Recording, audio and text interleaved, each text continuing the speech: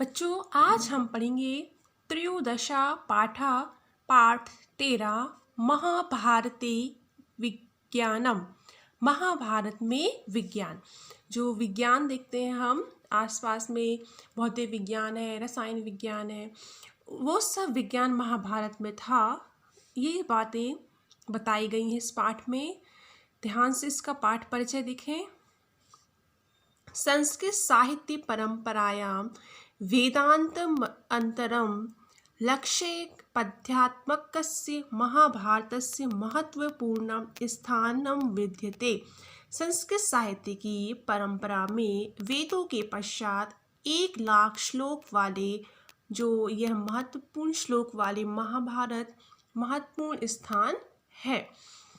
संस्कृत विद्वंस समाजे यदि कहा गया है, यहाँ पे संस्कृत के विद्वानों ने कहा है, यदि हस्ति तदन्त्यस्त्र यन्ने हस्ति न तद क्वाचिदिति कथमस्ति प्रसिद्धम। कहा है जो विषय यहाँ महाभारत में है वह सब जगह है और जो यहाँ नहीं है वह कहीं नहीं है। यह कथन बहुत प्रसिद्ध है। सत्यम पिदम यत् यन्न महाभारते विद्यते तदेव अन्यत् यत्र महाभारते नास्ति तदेव तत्र यास्त्रपि नास्ति। महाभारतम आकार ग्रंथ इति सत्यम। महाभारत जो है आकार खान है, ग्रंथ है, यह सत्य है। श्रीमत कृष्ण द्वापन व्यासान विरचिते महाभारते जीवनस्य सर्वेषामेव विषयाणां तात्विक चिंतनम लभ्यन्ते। अर्थात यहाँ पर कहा गया है कि श्रीमान कृष्ण द्वापयन व्यास से रचे गए महाभारत में जीवन के सभी विषयों का तात्विक चिंतन किया गया है। तथोक्त यत् महाभारते सर्वे अपि विषया प्रतिपादिता वर्तन्ते। यह कहा गया है कि महाभारत में सभी विषयों का प्रतिपादन है। तदंतु अत्र पाठे, इसके अनुसार इस पाठ में केनचित् वैज्ञानिक विषयाणां संक्षेपण वर्णनम प्रस्तुत्यते। एवं कुछ जो वैज्ञानिक विषयों का संक्षेप में वर्णन प्रस्तुत किया जा रहा है।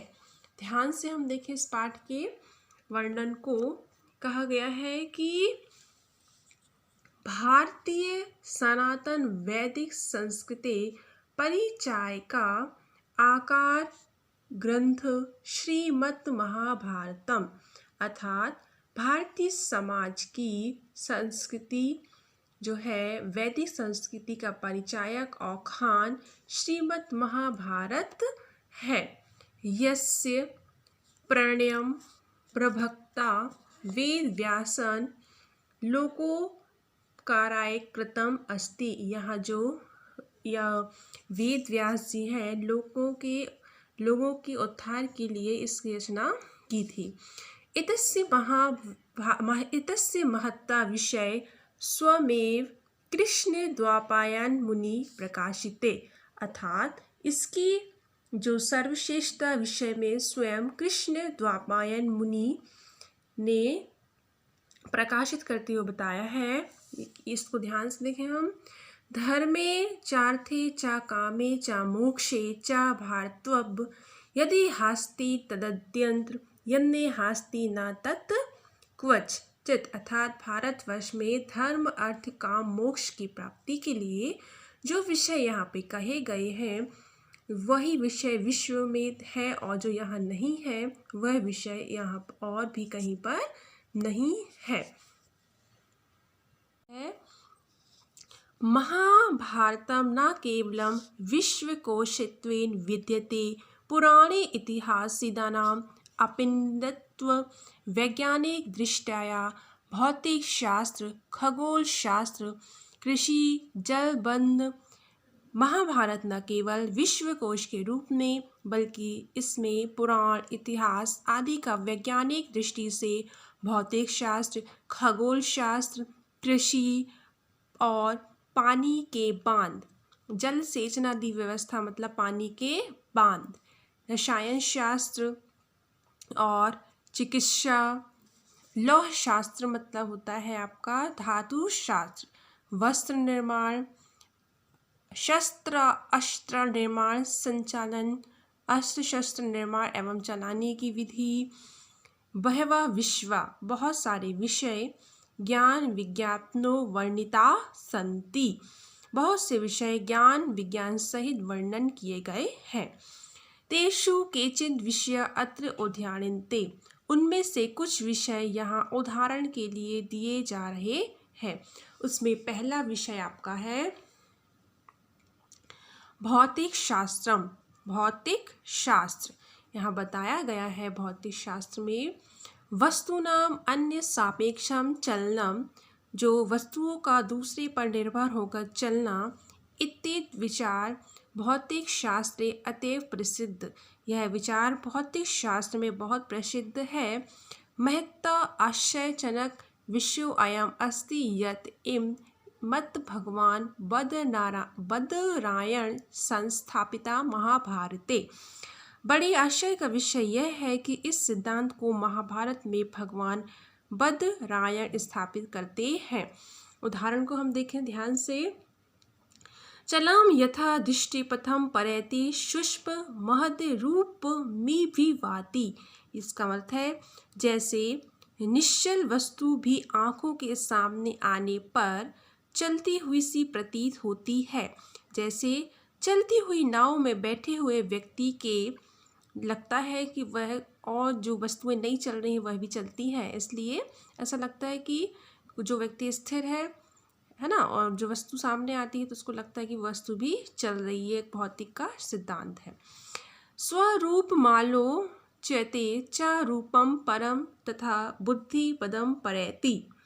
इसका अर्थ है कि जैसे सूक्ष्म वस्तु भी कांच से देखने पर बड़ी सी दिखाई देती है और जैसे स्वच्छ दर्पण वस्तु का रूप वैसा ही दिखलाता है, वैसे ही आत्मा शुद्ध रूपी में आती है। आगे अस्य पदस्य प्रथमे पादे तेन स एव विचार प्रकटिति अस्ति। इस प्रथम श्लोक के प्रथम चरण में उन्होंने यही विचार प्रकट किया है कि अत्रैव अन्यो अपि द्वै भौतिक शास्त्र संबंधो विचारो कथित स्तः, और यहीं दूसरे भी दो भौतिक शास्त्र संबंधित विचार कहे गए हैं। वे दोनों हैं कि काचकेन दर्शने सूक्ष्मम अपि वस्तु बृहद इव भासते, कि कांच से देखने से सूक्ष्म भी वस्तु बड़ी के समान दिखाई देती है। स्वच्छ दर्पणे वस्तुनः रूपस्य तादृश्यमेव प्रतिबिंबदृश्य इति च, और साफ दर्पण में वस्तु के रूप में कि उसके समान ही परछाई दिखाई देती है। अब हम खगोल शास्त्र विषय के बारे में देखेंगे। खगोल शास्त्रम, खगोल शास्त्र के विषय में देखें। काल गणना क्षेत्रे भारतीयम खगोल शास्त्र विश्वस्वं प्रसिद्धम अस्ति। काल गणना का क्षेत्र में भारत का खगोल शास्त्र विश्व में प्रसिद्ध है। खगोलस्य भावार्थ भवति, खगोल शास्त्र में कहा है आकाशा अपि पृथ्वी गोल अस्ति, आकाश के समान ही पृथ्वी गोल है। महाभारते तु, महाभारत में तो विपुला सेकेंड इति आंग्ल भाषा प्रसिद्धम इत्यादि विभागा दृश्यन्ते, जो सेकेंड है उसको भी विपुल के रूप में आंग्ल भाषा अंग्रेजी भाषा में इसका विभाजन किया गया है। हम आगे श्लोक को देखें। काष्ठा निमेष दश पंच चैव त्रिशतु काष्ठा गणेत कला ताम्र, त्रिशत कलाश्यापि भवे मुहूर्तो भागा कलाया दशमा या स्यात्। इसका हम अर्थ देखेंगे कि किस प्रकार से समय का विभाजन किया गया है। जैसे अब काल का विभाग इस प्रकार से समझना चाहिए। 15 निमेष पलकों की, नेत्रों की पलक गिनने का समय एक काष्ठ और काष्ठा 18 निमेष की संख्या 30 काष्ठा की एक संख्या गिननी चाहिए और जो 30 कला का एक मुहूर्त होता है उसके साथ कला का 10वां भाग और सम्मिलित होता है, अर्थात 30 कला और 3 काष्ठा का एक मुहूर्त होता है। इसी प्रकार से अब हम आगे देखें कृषि जल बंध जल सेचनादि व्यवस्था। कृषि मतलब खेती, जल बंध मतलब पानी के बांध एवं सिंचाई, पानी की सिंचाई की व्यवस्था। जल में जीवनम, जल ही जीवन है। इति उक्ति सिद्धांतता, इस युक्ति के सिद्धांत में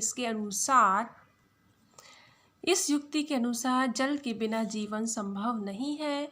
जलम न भविष्यति चेदता धान्य उत्पत्ति कथम भविष्यति, जल के बिना किस प्रकार से अनाज की पैदावार होगी।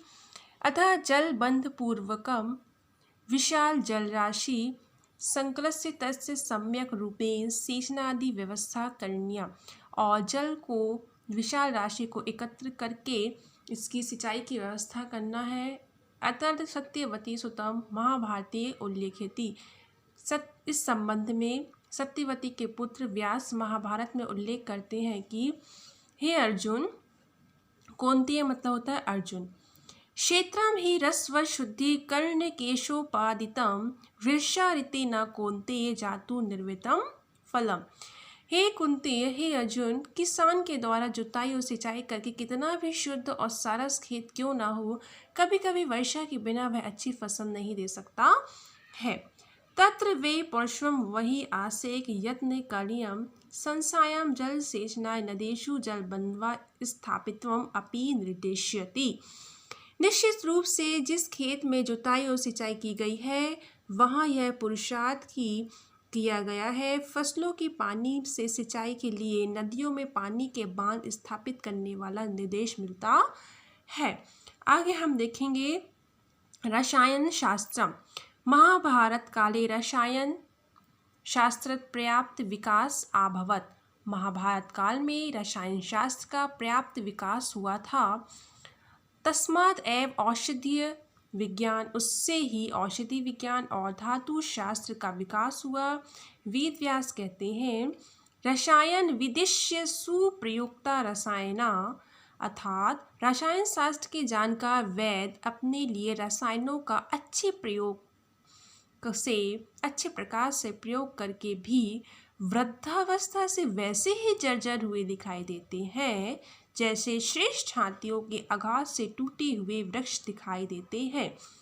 दृश्यन्ते जर्या भग्ना नगा नागेरी वर्षोत्तम। नाना विधानां सुगंध्य द्रव्याणां निर्माणं पुष्पाणां तैलस्य च उपयोगा।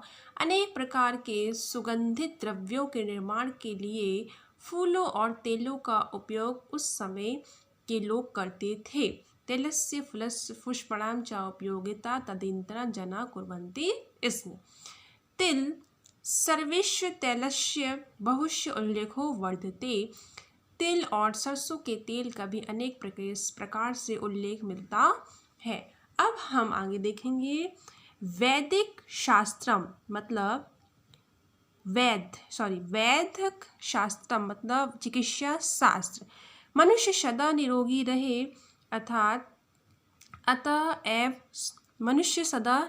रहे, अतएव स्वस्थ शरीर बहवा उपाय वर्णिता संति।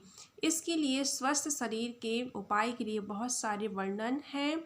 वैदिक शास्त्रम आरोग्य शास्त्रम अपि कथ्यते। वैद्य शास्त्र को आरोग्य शास्त्र भी कहते हैं।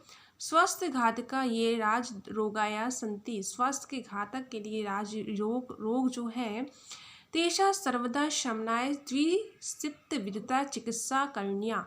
उसके जो उपाय के लिए 72 प्रकार की चिकित्सा करनी चाहिए, ऐसा उल्लेख है। अब हम इसमें देखेंगे द्विसप्त विदिता चैव शरीरस्य की द्विसप्तविधा चैव शरीरस्य प्रतिक्रिया देश जाति कुलाना च धर्मा समानुवर्णिता अर्थात वैदिक शास्त्र के अनुसार 72 प्रकार की शारीरिक चिकित्सा और देश, जाति, कुल और धर्म का भी भली भांति वर्णन किया गया है। इसके बाद हम लौह शास्त्र देखेंगे। लौह शास्त्र मतलब लोहे का शास्त्र। वयम जानीमः यत् हम जानते हैं कि सुवर्ण सोना, रजतः चांदी, ताम्रम तामा, शीशा, ऋजु, रांगा अयम इति नामना धातुआ प्रसिद्धा सन्ति। यह बहुत ही प्रसिद्ध धातुएं हैं आभरण स्वरूपेण, और इसका जो है आभूषणों के रूप में उनका उपयोग किया जाता है। क्रय विक्रय व्यवहार धात्वे धन सत्वेन स सुवर्ण रज्जु उपयोगिता महाभारते वर्णिता अस्ति। क्रय विक्रय व्यवहार के साधन के रूप में सोने और चांदी का उपयोग महाभारत काल में होता था। राजप्रासादीनां निर्माणे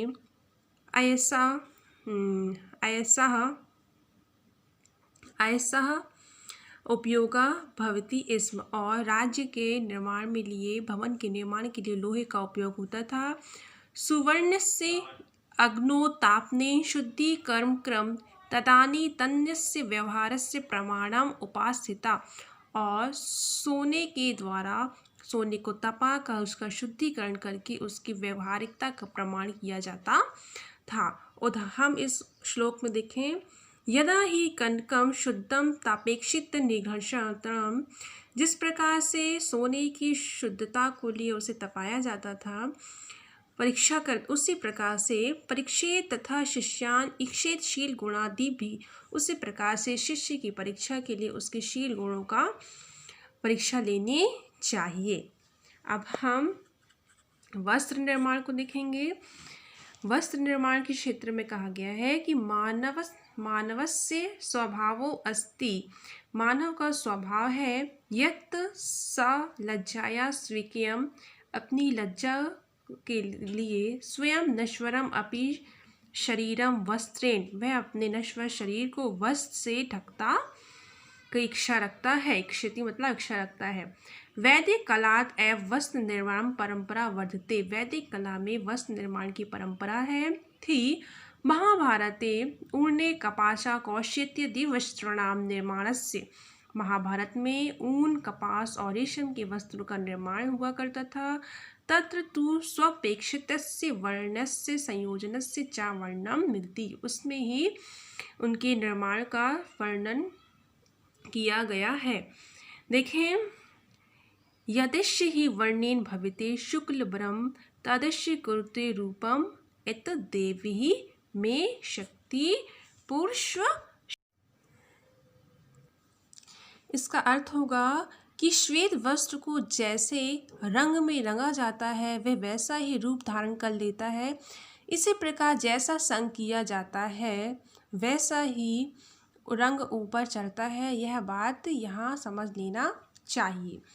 अनेन यातिते यद इद लक्षिक पद्यात्मक महाकाव्यम महाभारतम एतद, इससे जाना जाता है कि यह 1 लाख श्लोक वाला महाभारत महाकाव्य भारत एक तरह से पुरुषार्थ, एतत् पुरुषार्थ एक प्रकार से पुरुषार्थ जो चारों प्रकार का है, प्रकाशक वर्धते का प्रकाशक है, उससे ही ततो मतलब उससे भी अधिक ज्ञान विज्ञान वैदस्य चा समुदिश्यति, उससे भी अधिक ज्ञान और विज्ञान का विस्तार पूर्वक सम्यक उपदेश मिलता है। यहाँ पर ये पाठ आपका समाप्त हुआ। धन्यवाद।